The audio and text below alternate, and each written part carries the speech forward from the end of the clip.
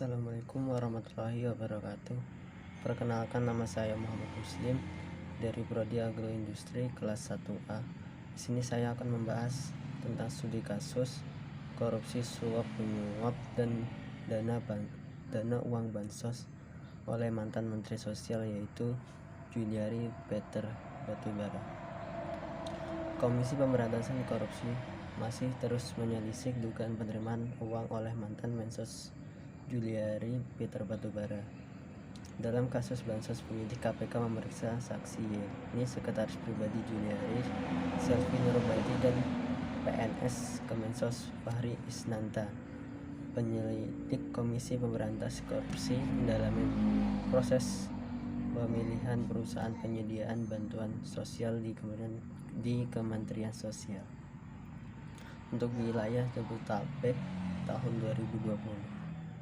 Hal itu didalami penyidik saat memeriksa staf PT 3 Pilar Agro Utama Immanuel Tarigan selaku saksi kasus dengan suap untuk terkait bantuan sosial COVID-19 yang menjerat mantan Menteri Sosial, yaitu Juliari Batubara.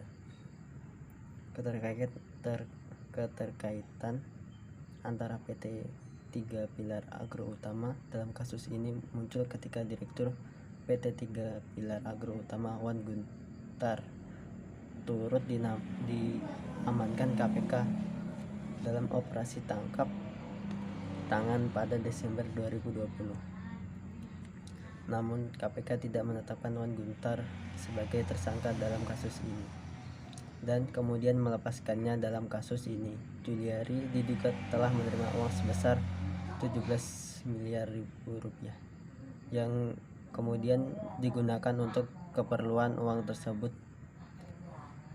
diduga dapat dari fee setiap paket pekerjaan yang harus disetorkan para rekan kepada Kementerian Sosial sebesar 10.000 per paket bansos senilai 300.000. Selain Juliari, KPK telah menetapkan 4 tersangka lain dalam kasus ini,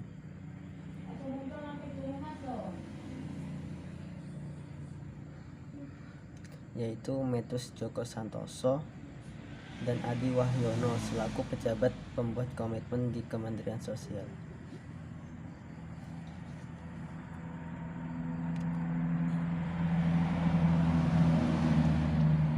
serta Ardian IM dan Hari Sidabuke selaku pihak swasta. Yang dipelajari itu adalah dorongan atau motivasi, juga teknik dalam melakukan kejahatan. Hal ini biasa kita lihat bahwa dalam kejadian korupsi di Indonesia sudah banyak terjadi setiap tahunnya. Hal ini biasa menjadi suatu proses pembelajaran pejabat lain untuk melakukan suatu kejahatan korupsi, sehingga mencari celah agar tidak bisa diketahui oleh pejabat KPK. Modus operasi yang dilakukan oleh Mensos agar suap ini tidak bisa diketahui adalah dengan memotong setiap bantuan sebesar 10.000 rupiah dengan harapan hal ini tidak akan diketahui oleh pejabat anti rasuah itu. Selain itu, faktor pendukung dari terwujudnya kejahatan ini ditinjau dari teori Defensional Association, diakibatkan karena adanya pergaulan yang akrab untuk mempelajari kejahatan. Apabila di lingkungan sosial itu buruk, maka akan mempengaruhi seseorang berperilaku buruk pula. Korupsi bansos ini terjadi akibat adanya pengaruh lingkungan tempat. Mensos bekerja karena korupsi ini tidak akan terjadi tanpa adanya dukungan dari 2 pejabat Kementerian Sosial lainnya. Selain itu, adanya kejahatan ini bisa dilihat dalam perspektif teori anomi. Emile Durkheim berpendapat bahwa kejahatan itu terjadi karena adanya anomi.